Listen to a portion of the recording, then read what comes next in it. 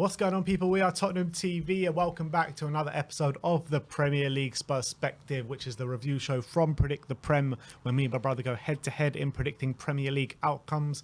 The scores at the moment is 303 to Sim, 325 to me, and the way the scoring works, it's 5 points for a completely correct scoreline, 1 point for a correct result, and a star man. Once you pick that man, you cannot pick them for the remainder of the season. 5 points for a goal, 3 points for an assist. And let's get into the weekend's game, starting off with Leeds against Newcastle. It finished 2-2 on the day. I went 3-1. Sim went 2-2, amazingly enough, and he gets a big fat 5-pointer early doors this week. Look, I was away for the whole weekend, so I didn't get to see much football. But I heard it was a well-deserved point for Leeds. Yeah, and it was a really good game of football. I think Newcastle, for one reason or another, they really struggled to kind of create consistent, good quality chances, albeit they did dominate possession and they did have lots of shots. But they did trouble to really break through this Leeds side, only scoring, obviously, with 2 penalties, probably both deserved. But Leeds did take the lead early on. It looked like it was going to be one of those real battling relegation team performances. The crowd were up for it. They had a really good start, and then the game really turned midway through the first half when Leeds get a penalty. Joe Linton brings down Firpo. Bamford steps up. It's a really weak penalty. He's really well saved by Pope. And then 90 seconds later, Newcastle get a penalty and Wilson makes no mistake. And I think the game really turned on a dime on that instance. All of a sudden, Newcastle gained composure. They got back in the game. They started to dominate. They did get the penalty late in that second half, which Wilson absolutely battered home. They looked like Leeds were going to succumb to another loss, and look, if they would have gone 2-0 up, a lot of the blame would have been on Bamford. They did get that late equaliser, fair play to him, big deflection of Trippier from a Christensen shot. But I think Newcastle were definitely below par in this game, and Leeds, I don't think Leeds were amazing, but they put in a lot of effort. They made sure that they left nothing off the pitch, and you got to give credit to Sam Allardyce for that. And it's a really great point in the circumstance, and it really gives them a fighting chance. Yeah, I mean, I was going to ask you that. I mean, what do you think their chances are now? They are 1 point from Everton in 18th. I mean, Leeds are in 18th, and Everton are in 17th. Forest on 34, with 2 games left to play. Do you think that they have left themselves a little bit too much to do? It's honestly, it's on a knife edge, because Everton have probably the easier games, you might argue. I think they got Wolves and Bournemouth. So both teams with nothing to play for. Leeds have West Ham and Spurs, but Spurs might have something to play for on the last day. We don't know yet. So that could be a difficult fixture. By our away record, it's probably welcome to Leeds to play. Yeah, I mean, look, if we got nothing to play for, that's a guaranteed victory for Leeds, I would say. So that they would say that could be a good fixture. But if we are looking to win that to get a top 6, which seems unlikely at this point, to be honest, but if we still are, then I do see that being a more difficult game for Leeds, even though we have shocking away form right now. So I do think they got a fighting chance. Look, if they win 2 out of 2, I mean, I can't see Everton and Forest also doing similar. So it's probably worse for them if we don't have something to play, to be honest, because whenever we have something to play and we're looking to make up where other teams drop, we always drop points. When we have nothing to play for and there's no pressure, that's when we usually play. Yeah, you could argue that as well. So that also might be the case. But I think Leeds, look, they've given themselves a fighting chance. I think they would have lost this game. I think with the fact that, I mean, it doesn't change their situation too much, but at least it's only a point now between them and Everton. So it's still very, very tight. They just I think they have to win the next game. They have to beat West Ham. If they don't beat West Ham, I think it might be curtains. Yeah, and it's a good time to play West Ham with their European exploits and stuff like that. But let's move on to Aston Villa against Tottenham, 2-1 to but to touch on Newcastle, could still bottle top 4. They could. I'm not joking. They got Brighton next. Then they play at home to Leicester. They could, but they have to win those 2 games because Liverpool are on rampant form. They're looking like they're winning every game. Yeah. So I honestly think if Newcastle drop points against Brighton, they've already dropped points now to a relegated Leeds. They have to then beat Leicester. I mean, Leicester obviously I think lost. They'll just about hang on. I really do. Still, I'm saying, but it's a lot tighter than it should have been. It is very tight, and it shouldn't be this way. But I think they will just about cling on to it. How disappointing would it be if they dropped out top 4? Massively, because you cast your mind back to when they beat us 6-1, And that was like beating us 6-1 because we were in the fight for top 4 at that point. It seemed as though that was the game that really kind of settled them into the top 4. And these last 2 games, with the resurgence of Liverpool, it's got to be a massive disappointment if they do miss out, but I don't think they will. Do you reckon there's some nerves in the Newcastle camp? 100%, because we've been saying it all season, like, they've never been there before. They've never fought till the end in a season in a very long time, Newcastle. And they've never played Champions League football before. So it's a massive, massive, massive achievement if they do get it. So I think there will be nerves creeping in, but I think the quality will shine through in the last 2 games. It's going to be interesting because they have to. I mean, can you see them beating Brighton next game? I think they will. Just it's they will. At the Amex as well, isn't it? I think it's at Newcastle, actually. If it's at Newcastle, then I'm more confident of Newcastle. St James is on Thursday night. What a massive game that is for both sides. Yeah, I think Newcastle will do it. Newcastle will do it. All right. Next up, it's Aston Villa against Tottenham. 2-1 to Aston Villa on the day. Sim going 1-1. I went 1-0 to Spurs, and look, it was a well-deserved victory for Aston Villa on the day. First half was an absolute shambles for Spurs.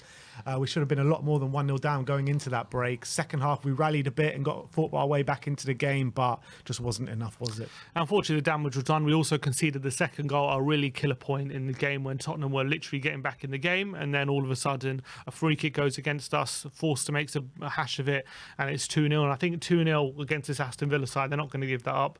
We did make a late rally. Kane got a consolation, wasn't enough. Really puts our top 6 chances in jeopardy given what happened on Sunday. We'll talk about that later, but I think that this is probably a hammer blow to any chance we had of getting Europa League. Massively. And now you're thinking of it being like, do we even want to win these last 2 games with Villa and Spurs locked on points fighting for that Conference League spot?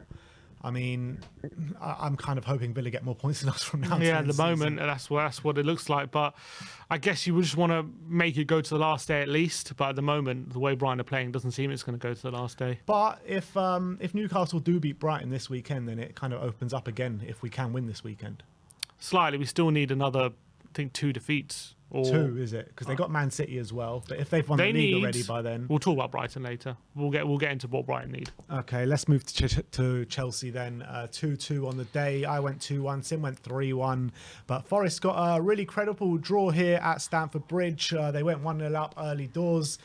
Chelsea hit back just after half time with 2 goals from Raheem Sterling, and then Forest got that equaliser with about half an hour to go, and then it was just a bit of a stalemate for that last half an hour of the game. But it was a really important point that for Forest. Yeah, I think it was very important they didn't lose the game. Awuni, by the way, what was that, 4 goals in 2 games? Yeah. You got a double against Southampton, that goal against Southampton, one of them. What a finish it was. Yeah, he volleyed it home. 2 really important goals here against Chelsea as well. Look, Chelsea, we know they have the quality, so they can get results, but they're just still playing so badly. They're really not playing good football. You can always back yourself to get something out of them, and Forest definitely did.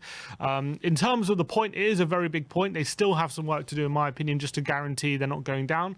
They could theoretically lose 2 games and still stay up, just because can you really back Leeds and Everton both to grab the points required? Probably not, but they do play Arsenal next, and I think they end the season away at Palace. So it's not easy games, definitely for Nottingham Forest. And you have to.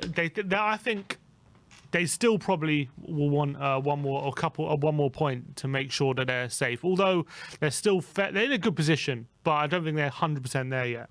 I think you're right, but I think when you're looking at Leicester and Leeds and Everton and the form that they're on, the teams that they've got to play, I think Forest will just about be safe. But obviously, if you're inside that camp at the moment, you don't think you're safe, and you need to get as many points as you can for the remaining 2 games. But I think Forest have done a really good job to stay up this season, man, if they do stay up. But their goal difference as well is still against them. So if Leeds, say, beat West Ham and they lose to Arsenal, Leeds are above them. So, they've still got a bit of work to do.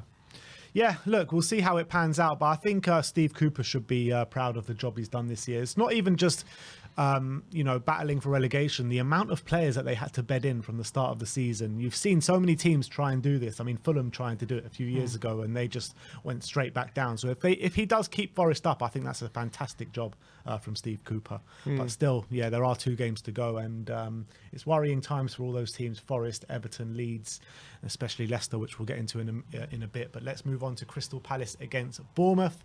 2-0 to Crystal Palace on the day. Sim went 3-1. I went 2-2.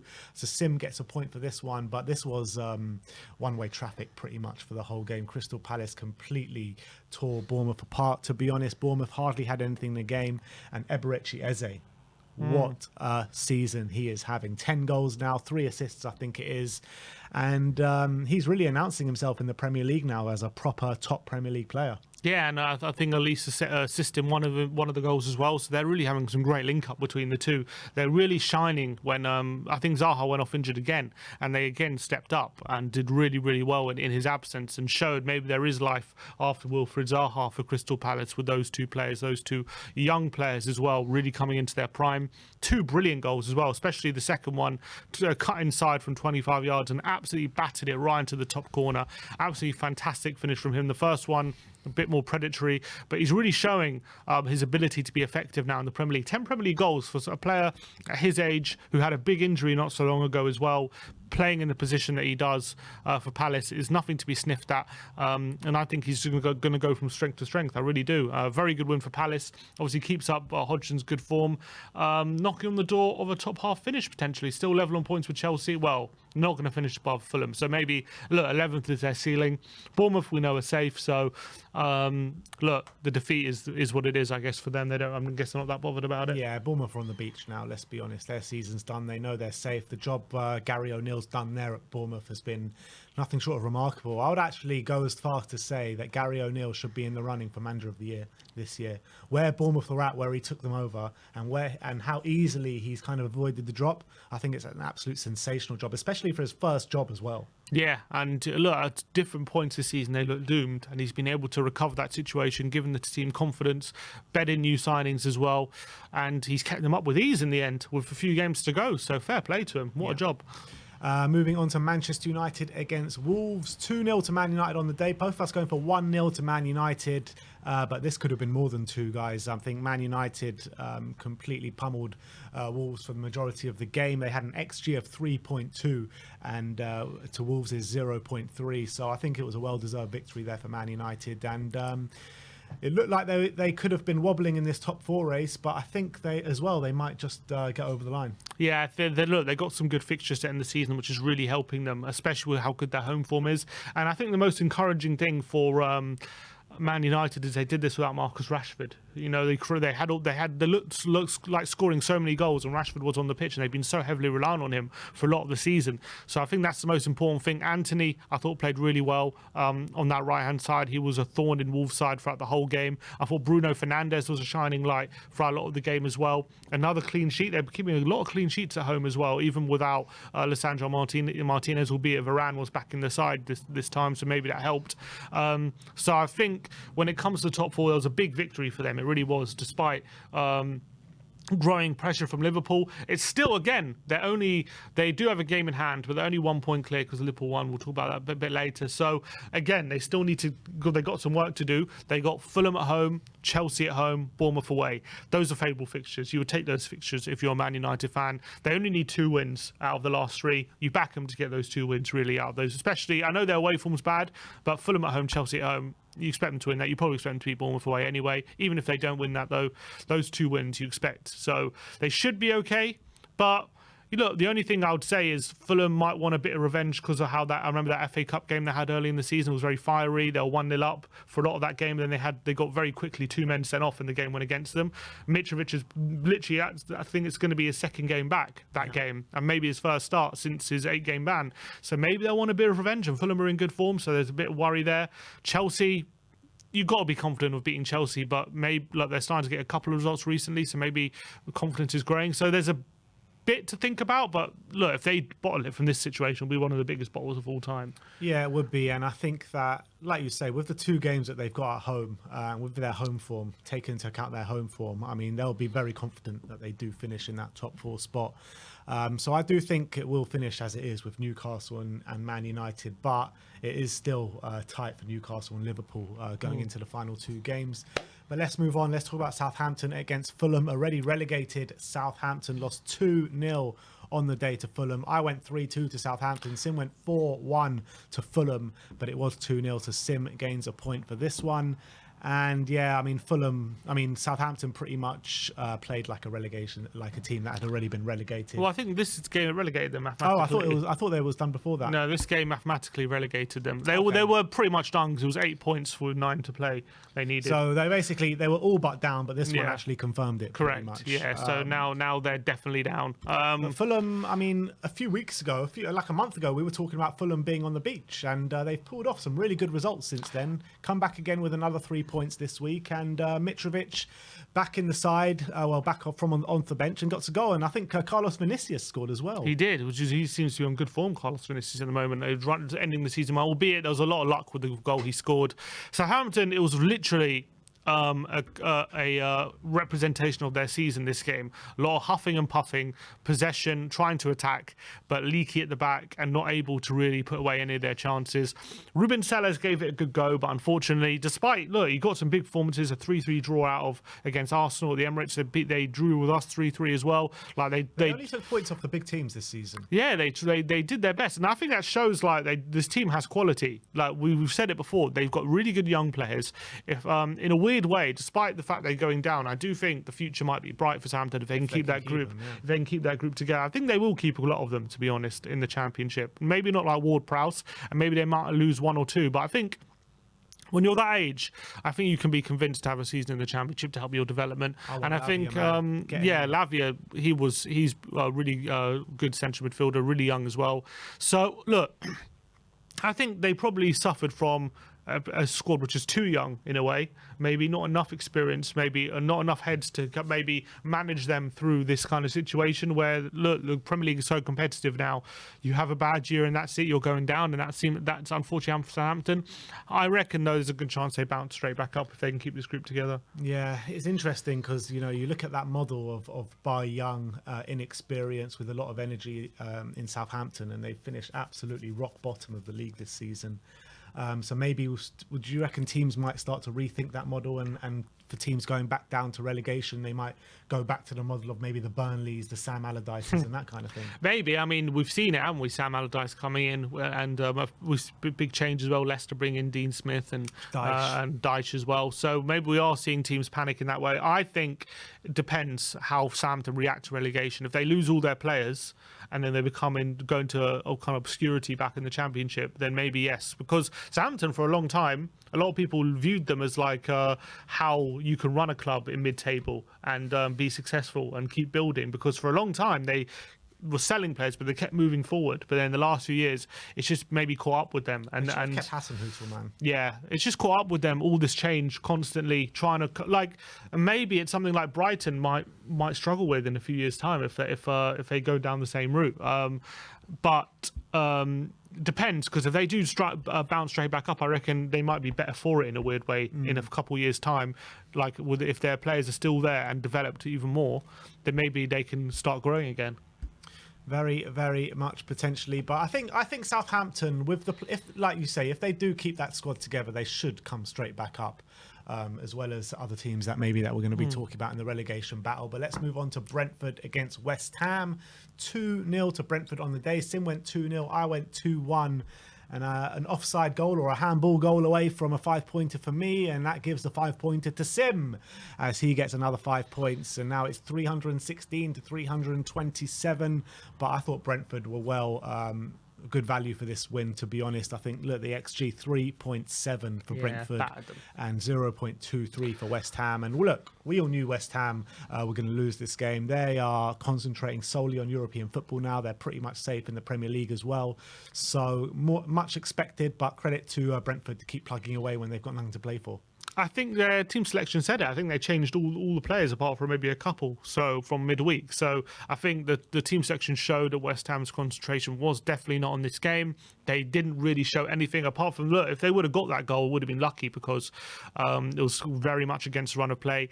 Brentford absolutely pummeled them. To be fair, a lot of their chances were coming from set pieces, and For a lot, the West Ham absolutely struggled to deal with that long throw from Brentford. They just didn't know how to deal with it from corners as well. Brentford were all over West Ham, and it was just a matter of time before they opened the score, and they got their 2 goals. Probably should have had more. I think 2-0 flatters West Ham, to be honest. But another good win for Brentford. Puts them on 53 points. Probably isn't going to be enough to get a European spot, albeit they are 4 points behind us, and we have them to play. So if they do beat us, it does kind of put them in the conversation for a Conference League spot. So all of a sudden, like, they might have something to play for in that game. Could be. It's actually a big game for them coming up this weekend. I mean, I don't know what I'll prefer. I mean, I'd prefer to look, Brentford, you take the Conference League spot. Because with Villa's fixtures as well, if Brentford win their last 2, there's a very good chance they finish 7th. Yeah, very good chance. So we'll see how it all pans out. But that win could, maybe there is signs of life in this Brentford season left with 2 games to go. But next up is Everton against Manchester City. 3-0 on the day. Sim went for 1-0. I went for 2-1. So we both get a point for this one. But this was an interesting game. It took a while for the deadlock to break. Once the deadlock did get broken, they scored 2 in the space of like 5 minutes or something. And that was pretty much game over. But when you're looking at the stats, I mean, Everton had a 1.78 XG and Man City had a 0.76 XG.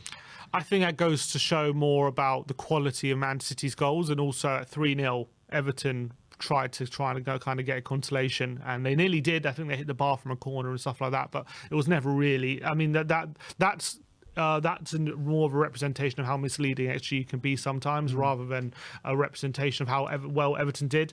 They were never really threatening to win this game at all. It was pretty much dominant from Man City.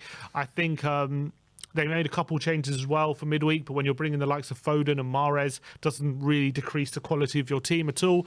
And I think as well, at 3-0, game was dead after an hour. Maybe took the foot off the gas with a view of midweek, big game against Real Madrid coming up, took off some players.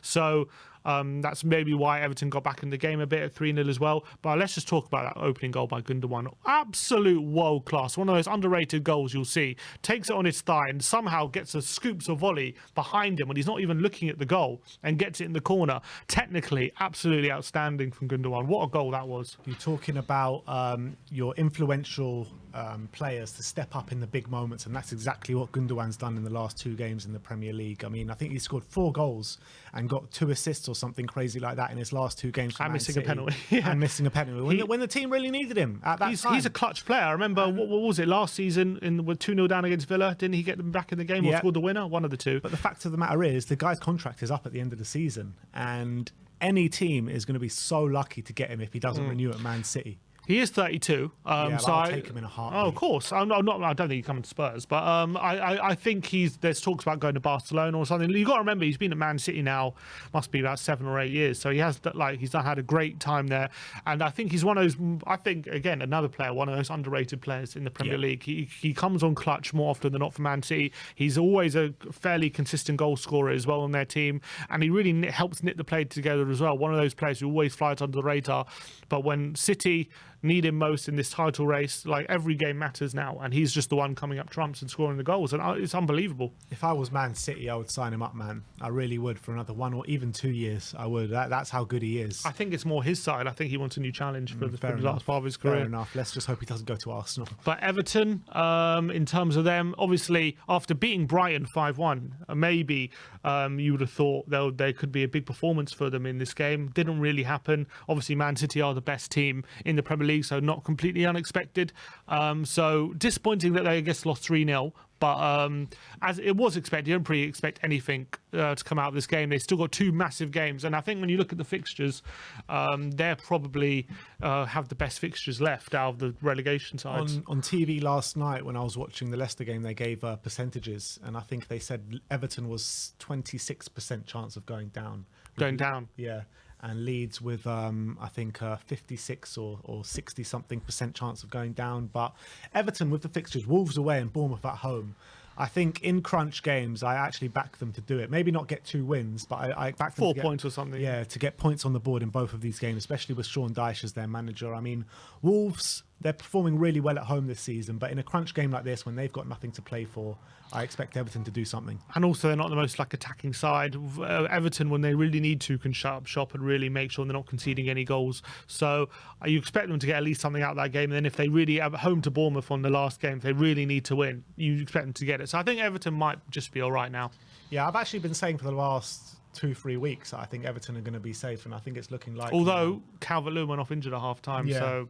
Not great news there, and he was brilliant against Brighton. That was his one good game all season, pretty much. Yeah. But look, let's move on to the best game of the weekend, which was Arsenal against Brighton. 3-0 to Brighton on the day, which fully concluded the Arsenal bottle job of this season. And we both went 2-2, and it was better than we could have imagined. I mean, Brighton absolutely taught Arsenal a footballing lesson at the Emirates. I think for the majority of the game, I thought Brighton looked head and shoulders above Arsenal. It looked like Brighton were in the title race and Arsenal were battling for Europa League, didn't it? It was incredible, especially in that second half. Once it went 1-0, I've never seen a team dominate, not even Man City dominate Arsenal like Brighton did in that second half. The way they just toyed with them, they were just keeping possession. Arsenal couldn't get near them. And not only were they doing that, but they're also opening Arsenal up and creating chances. And Matoma was running Ben White absolutely ragged down that left. Unbelievable. He tore him a new one, Ben White probably hasn't had a tougher game this whole season. Every time Matoma got the ball, he was beating him every time and creating chances.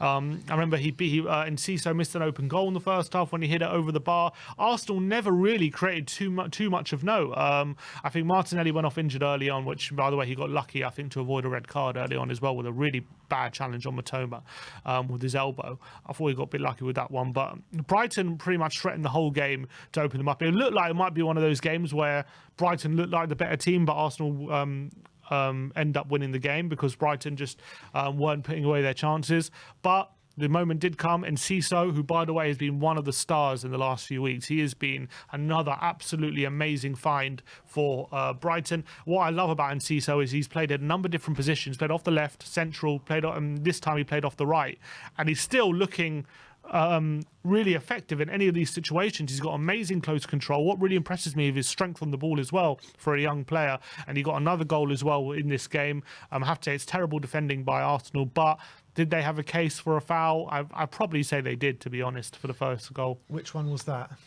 When I think Ferguson kind of takes QBR's boot off.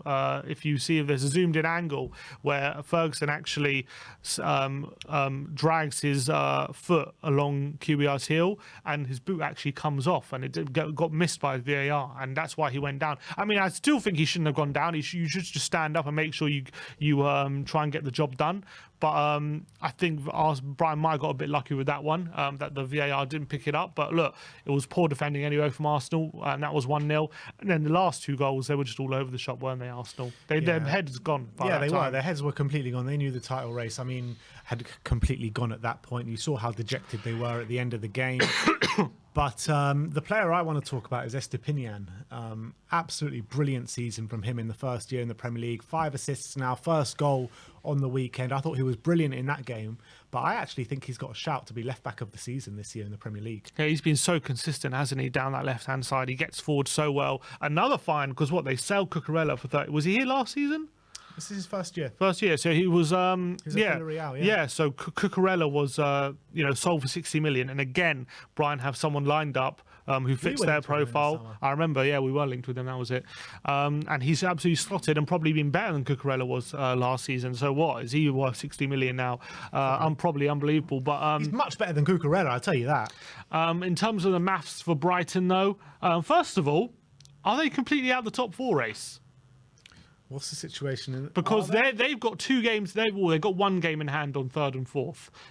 They are at the moment 8 points behind with a game in hand. If Newcastle or Man United get, they got Newcastle on Thursday though. Yeah, but if Newcastle or Man United get one more win, both of them get one more win. No, because Brighton can get a maximum of 70 points. Oh, 70. Yeah, if they win all 4 games. I mean, they do. They've got 4 games. Yeah, left. they've got 4 games. Games they do have City, Newcastle, and Villa. So obviously, no guarantees they win all 4. But if they win all 4, because City probably would have won the league by then. They do have Newcastle on Thursday. Then they just have to beat Southampton and Villa. It'll be crazy if they get it. But if they win all 4, do you reckon they get it? If they win all 4. well, yeah. I mean, they could very well do it if they win all 4, but I don't think because it means if they win all 4, then it still means Newcastle, Man United, Newcastle or Man United will have to win 2 out of their last 3 to do it. Such difficult. They do have difficult fixtures, but City They're not might winning this weekend. First of all, in Newcastle, so on Thursday. Yeah, they might win it. Look how they just went to Arsenal and dominated, and look how Arsenal dominated Newcastle. Newcastle, by the way, last 2 games doesn't always work out like that. Their last 2 games have been slipping a bit. Newcastle, I know they have. But maybe the nerves might get to them. I know, but also on the flip side of that, they just lost 5-1 to Everton in Brighton. It's also true. But you're right. I reckon Brighton I'm not sure if they're going to win, but I'm backing Brighton to get something on Thursday. I think Newcastle win that game. I reckon Brighton get at least a draw. I'm going to say. You know what I think will happen in that game? I think Newcastle revert to that really solid defensive setup and just about nick it on a 1-goal basis or something.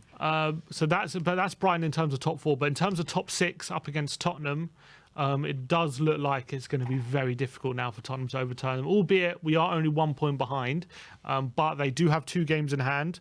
Their 2 games in hand are against Newcastle and City, so obviously no guarantees they win either of those games, but the crux of the matter is they only need 5 points now to finish above Tottenham, and they have Southampton at home. That's pretty much a guaranteed win at this point for them, so that means they only need 2 points from Man City, Newcastle and Villa.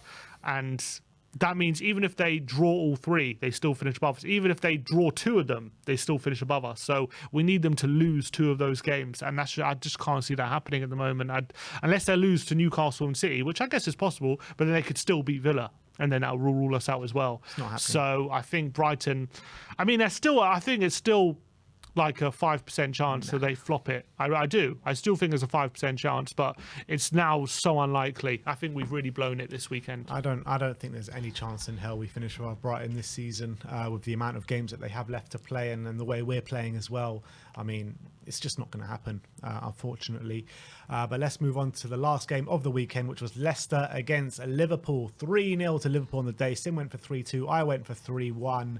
And this was an interesting game because I felt Leicester looked like they were up for it in the early stages of the game. But I felt once Liverpool got that goal, it was pretty much one-way traffic, and Leicester just opened up for them every time, didn't they? Yeah, Leicester at the moment, they can't seem to keep any sort of clean sheets. Johnny Evans came back into the team, and he tried his best, but unfortunately Liverpool were just too quick, too vibrant. Curtis Jones had 2 really good goals in the first half. What a free kick from Trent. And then that put the game to bed. Trent, oh my word, again he was brilliant throughout the game, I thought. But he really topped it off with an unbelievable goal with that free kick. Salah with 3 assists as well during the game.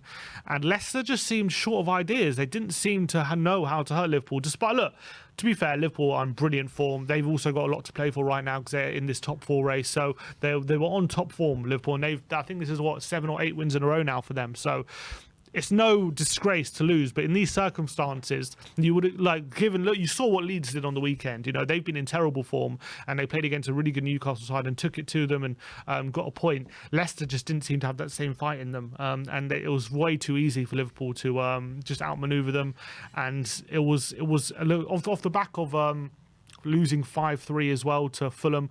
They're just conceding so many goals. They don't seem to have that fight. However, they do have 2 games left to save themselves. And who are they playing? They play Newcastle away and West Ham at home. I mean, if they lose to Newcastle, I think it's done for them. Yeah, I mean, I can't see them going to Newcastle and getting anything. I mean, with the way they're playing, especially with the way Newcastle their defense is, need the results as well. It's not happening. I think it's an absolute disgrace if you're a Leicester fan to be relegated this season with the squad that they have, with some of the players that they have. When you're looking at the teams around them, Southampton, Leeds, Everton, Forest, even West Ham and Bournemouth, even Wolves to a certain extent. I mean, Leicester have got a much better squad than all of them. It might, 100%, and they should not be in this position. And it just seems to be a lack of fight in that team. That's the most concerning thing. Just conceding so many easy goals when you're in a relegation battle, and not even being able to open up Liverpool at all, who are a very attacking team who give you chances, and they just weren't able to create any of them, to be honest. But will it help Leicester maybe that Newcastle have a midweek game? Maybe that could be an outside. Something to look at for them. I don't think it will play a factor, to be honest. I think Newcastle are that much better than Leicester, playing that much better than Leicester. And Leicester just seem to be bowing down to every single team that they're playing to at the moment. So you got to be a madman if you're a betting man to back anything positive for Leicester in that game. Yeah. So if they lose, do you reckon they could still take it to the final day at least? Obviously, if they lose Forest, they're below Forest now. But Leeds play West Ham, Everton play Wolves. So if Leicester lose, I think Everton and Leeds both get something this weekend, and I think Leicester lose. So if Leeds and Everton both win and Leicester lose, it's over for them. Yeah. And actually, even if Everton draw and Leicester lose, what does that mean? Just because of goal difference, actually they got a much better goal difference than Everton. So if Everton draw, 3 points in it, yeah. They can still do if Everton lose on the final day, but they'll be playing at home to Everton, Bournemouth. Mate, it's looking bad if Leicester. This is pretty much do or die on the weekend, I would say, for Leicester. They have to get a win. Absolute shambles for Leicester. How can they be going down with that squad? It's crazy. And the difference between them and Southampton is I actually think Southampton might be in a better position in a weird way because of the young players that might stick together. Whereas Maddison's off, Barnes is off, Tielemans is off. There is Aging a major, Vardy, yeah. There's an aging Vardy. They got major, like is Daka going to stick around for the Championship? Like after he signed for like 40 million or something. They've got so many players there, like Ndidi, who was a couple of years ago very sought after in the Premier League. Is he going to want to stick around? They've got very high wages as well. They've invested a lot of money since winning the Premier League on a lot of money on big players and big wages, and that squad is going to have to be absolutely stripped. Who are you taking of the Leicester team? Madison, Tielemans. Tielemans. I'll take. Tielemans out of contract. Isn't I like Barnes as They're not well. even going to get any money for him. Yeah, he's going for free. Like there's a lot of good quality there. That, Would you take Indeed although they could, I like Indeed, but again we've got too many similar players, so I don't think I would take him, to be honest. I don't think he's been as good as he has been in the last couple of years. He's had a bit of a decline. Any of the centre backs? I mean, Ricardo Pereira right back. No, I wouldn't take him. Sionchu, Faust, Suter. Nah, I wouldn't take any of them, to be honest. I think they can get Premier League moves though. Yeah, quite a lot of them. But I'm saying that's why I think even though Leicester have a better squad than Southampton, so logically you could say they're in a better position to come up. Actually, Southampton are in a better position. What about Tete? Would you take Tete? I haven't been impressed with him because he came in like the first 2 games looked really good. Yeah, and he's like flattered to deceive. He was terrible yesterday when he came on. I thought he was really frustrating. You could see why he's been dropped, to be honest. Iheanacho. Dewsbury Hall. I mean, these are good players, but a lot of them are good, but not for Tottenham, I don't think. For me, the only ones I'm taking is Maddison and then potentially Tielemans and Barnes. Yeah, exactly, pretty much.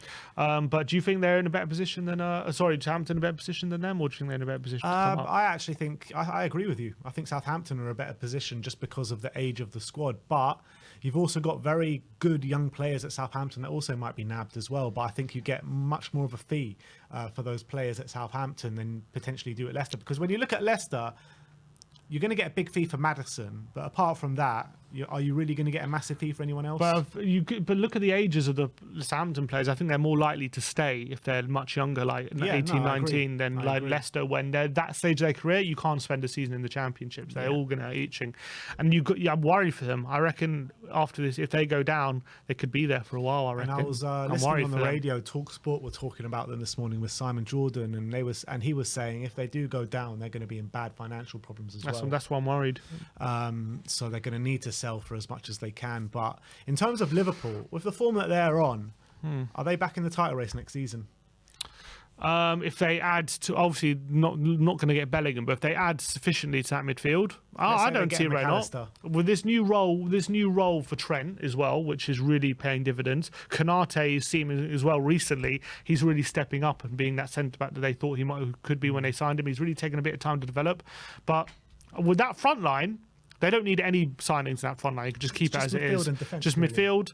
I mean, a defence. Do they need to sign a defender? I would sign a defender. Where? In terms of maybe I don't know. Robbo's getting a bit on, I guess. No, I'll sign a defender to look to be the long-term replacement for Virgil, like they brought in Konate, bleed him through. Maybe not to start week in, week out, but to someone that can rival Van Dijk. Eventually. I know, but they don't. Do they need that to be title challengers? I think so, because I think Van Dijk, he's aging. He has his injury problems as well recently. So I think that they need one more defender, in my opinion, because they've got an aging Matip, an aging Van Dijk, and Konate. They need another one, in my opinion. Okay, so they get another centre back and help them midfield. I don't see why they can't be. And again, this is literally the example of what Tottenham did wrong, what Liverpool are doing right. Just sticking by them, letting him rebuild, giving him time, and not just sacking him at the first sign of trouble. And now they're on the upward trajectory again. And look, still an outside chance of top 4. They're going to have to win both games. They've got Villa, and they've got Southampton. So, I mean, Southampton, they'll win. Villa at home, I mean, it's going to be a tough game, but you still expect them to win. So they've still got an outside chance if Newcastle or United slip up. They're going to be there, I think, to pounce. All right, let's move on to the star men this weekend. Sim picked Raheem Sterling, who got 2 goals this week. Absolute disgrace. How's Sterling getting 2 goals? He hasn't scored since September, and I predicted when he would score his double. 2 goals. And Come on. For Alvarez, who... Alcaraz, I mean, who got an offside goal, disallowed. So I get 0 points. Sim gets 10 points. So it's very, very, very tight going into the last 2 games. I mean, I had a 20, 30-point lead at times. I'm feeling a bit like Arsenal at the moment. But cut down to 1. Yeah, I'm on your heels. 328 to 329 going into the last 2 weekends of the season. So it's all to play for. It really is. I can't believe I've let a lead like this slip, to be honest. Big week. But it's all Raheem Sterling that has done it to me, to be honest. Can't believe it. When I saw it, it was mad because I was up in Liverpool this weekend, and I saw the Sterling goal come through, and I was like, all right, 1 goal, like whatever. And then the other goal came through 5 minutes later, and I was like, oh, it's really happening, isn't it? I'm proper Arsenaling this up. But come on. Is what it is. What can we do? A lot of points still to play for the last 2 weeks of the season. It has been done. You have got into this distance to me before this season, but then I've clawed it back. But look, we'll see how it goes. 2 big weeks. Yeah, we'll see. We did the predictions for Newcastle Brighton. All right, you want to do a quick prediction for Newcastle Brighton? I'm gonna say 2-2. 2-2 Newcastle Brighton. I'm gonna say 2-1 Newcastle. 2-1 Newcastle. Yeah. All right. Those are our predictions for the midweek Thursday night clash, isn't it? So let me know in the comments section below what you thought of all the games this weekend. Who do you think is going to win? Predict the Prem this week. Me or Sim? Only 1 point separates us. We'll see you all very soon. Like, subscribe, and comment. And as always, come on, you Spurs.